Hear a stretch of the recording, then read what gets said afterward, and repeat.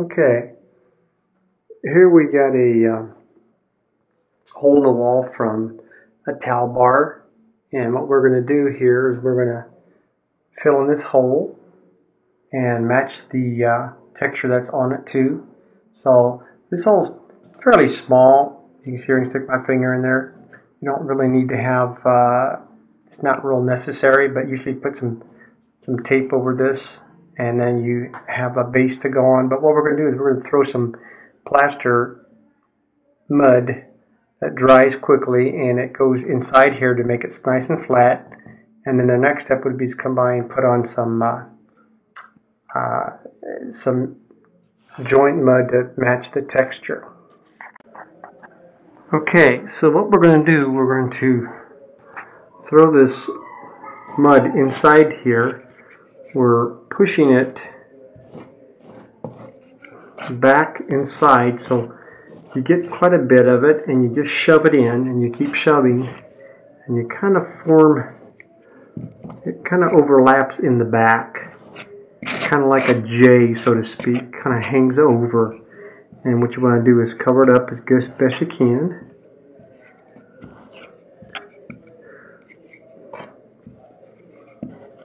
Like so.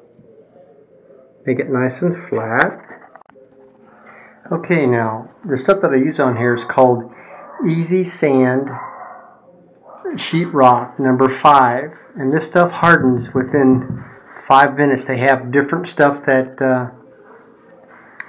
different time limits, some 20 minutes, half hour, 90 minutes, whatever. But this one here is just a 5-minute fast quick coat is what this is. So what we're going to do is then we're going to kind of shave this off a little bit.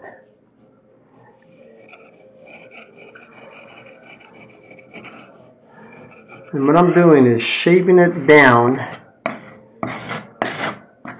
the flatness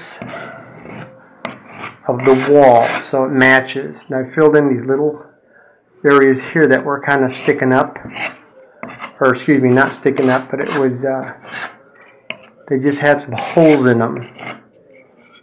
So here I did that and got that pretty much about as flat as I need to get it. And what I do is I come by and just kind of wipe the edges off with my fingers, kind of blend it in a little bit while it's still wet. You can see that it's still a little bit wet. And now it's dry enough where I can throw some mud on it, some joint mud. Okay, now what I'm going to do is I'm going to try to texture this in, match this texture with some joint.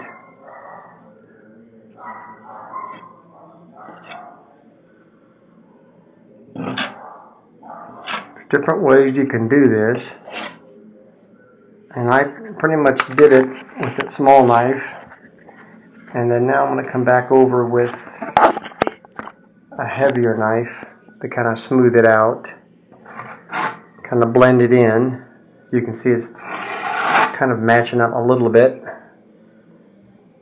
Sometimes these have patterns, sometimes they don't.